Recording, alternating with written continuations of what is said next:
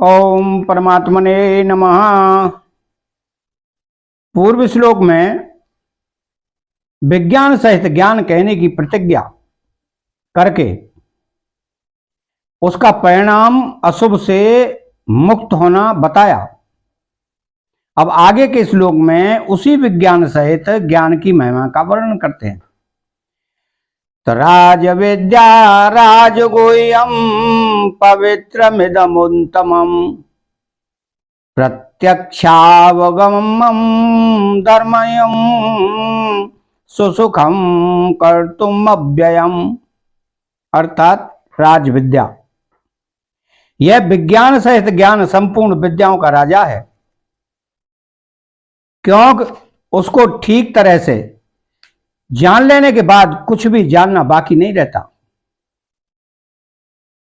भगवान ने 7वें अध्याय के आरंभ में कहा है कि मेरे समग्र रूप को जानने के बाद जानना कुछ बाकी नहीं।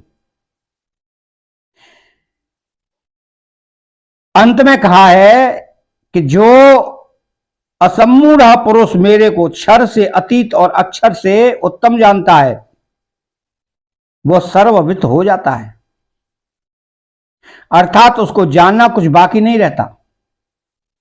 इससे ऐसा मालूम होता है कि भगवान के सगुण निर्गुण साकार निराकार व्यक्त अव्यक्त आदि जितने स्वरूप हैं उन सब स्वरूपों में भगवान के सगुण साकार स्वरूप की बहुत विशेष महिमा है। राजगुह्यम, संसार में रहस्य की जितनी गुप्त बातें हैं उन सब बातों का यह राजा है, क्योंकि संसार में इससे बड़ी दूसरी कोई रहस्य की बात है ही नहीं। जैसे नाटक में सबके सामने खेलता हुआ कोई पात्र अपना असली परिचय दे देता है तो उसका परिचय देना विशेष गोपनीय बात है, क्योंकि वह नाटक में जिस स्वांग में खेलता है उसमें वह अपने असली रूप को छिपाए रखता है। ऐसे ही भगवान जब मनुष्य रूप में लीला करते हैं तब अभक्त लोग उनको मनुष्य मानकर उनकी अवज्ञा करते हैं। इससे भगवान उनके सामने अपने आप को प्रकट नहीं करते, परंतु जो भगवान के एकांतिक प्यारे भक्त होते हैं उनके सामने भगवान अपने आप को प्रकट कर देते हैं। यह अपने आप को प्रकट कर देना ही अत्यंत गोपनीय बात है। पवित्रमिदम्, इस विद्या के समान पवित्र करने वाली दूसरी कोई विद्या है नहीं, अर्थात यह विद्या पवित्रता की आखिरी हद है। पापी से पापी, दुराचारी से दुराचारी भी इस विद्या से बहुत जल्दी धर्मात्मा बन जाता है, अर्थात पवित्र बन जाता है और शाश्वती शांति को प्राप्त कर लेता है। 10वें अध्याय में अर्जुन ने भगवान को परम पवित्र बताया। पवित्रम परमम भवान,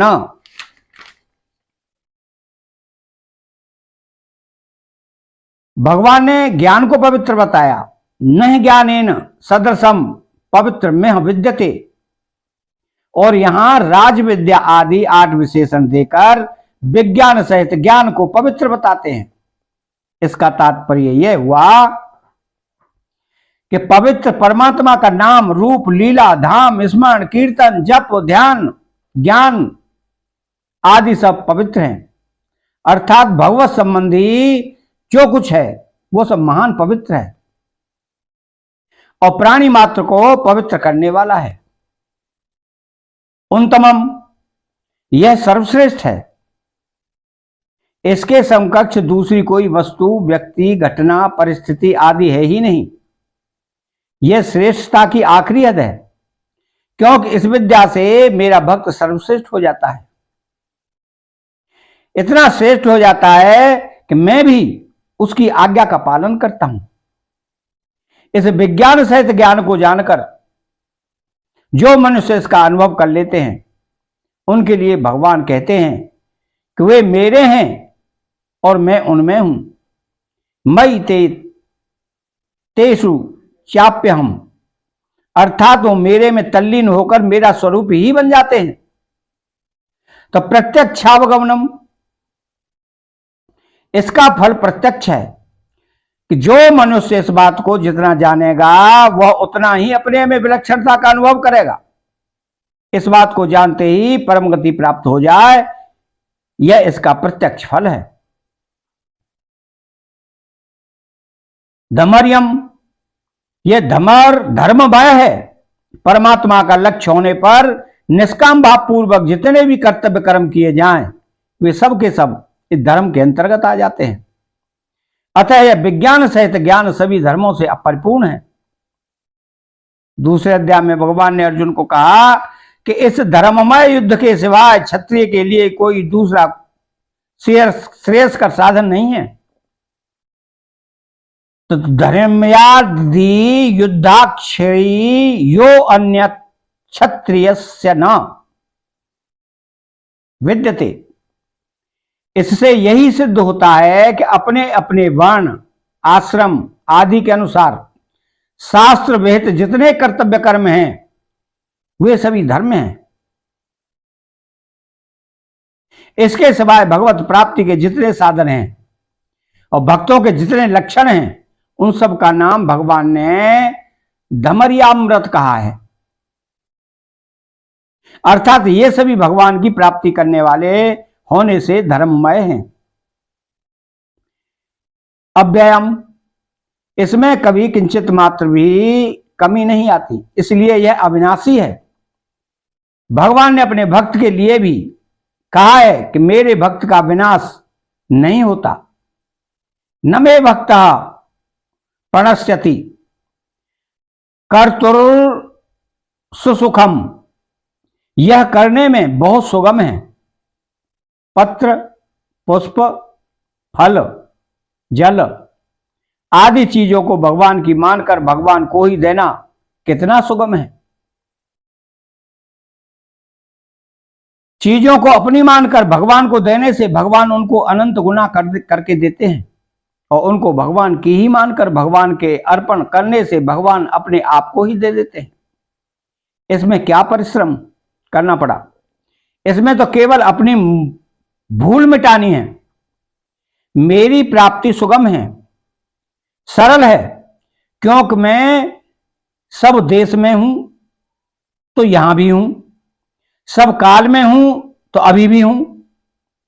जो कुछ भी देखने सुनने समझने में आता है उसमें मैं ही हूं। जितने भी मनुष्य हैं उनका मैं हूं और वो मेरे हैं। परंतु मेरी तरफ दृष्टि न रखकर प्रकृति की तरफ दृष्टि रखने से वे मुझे प्राप्त होकर बार बार जन्मते मरते रहते हैं।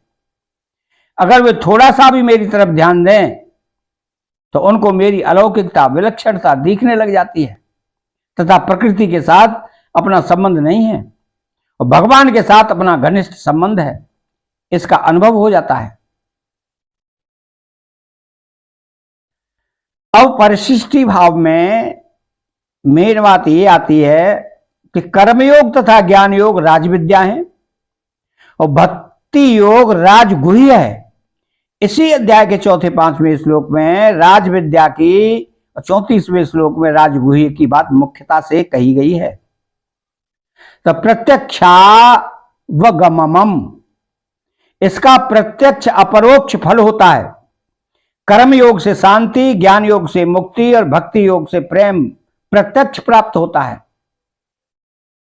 भगवान के शरणागत होने पर निर्भयता, निःशोकता, निश्चिंतता और निशंकता प्रत्यक्ष में प्राप्त होती है। अपने स्वरूप की सत्ता, स्फूर्ति, सतचित अपने होनेपन का ज्ञान अनुभव भी प्रत्यक्ष है। धमर्यम, यह धर्म से रहित नहीं है, प्रत्युत धर्ममय है, धर्म से ओतप्रोत है। इसको जानने से मनुष्य जीवन सफल हो जाता है। अर्थात मनुष्य कृत कृत्य, ज्ञात ज्ञातव्य, प्राप्त प्राप्तव्य हो जाता है। सुसुखम कर्तुम, यह करने में बहुत सुगम है क्योंकि स्वतः प्राप्त है। सब कुछ परमात्मा ही है, इसमें कोई परिश्रम नहीं है। यह तो केवल स्वीकृति है। कर्मयोग की दृष्टि से जो कुछ अपनी नहीं है प्रत्युत दूसरों की है, उसको दूसरों की सेवा में लगाने में क्या जोर आ जाता है।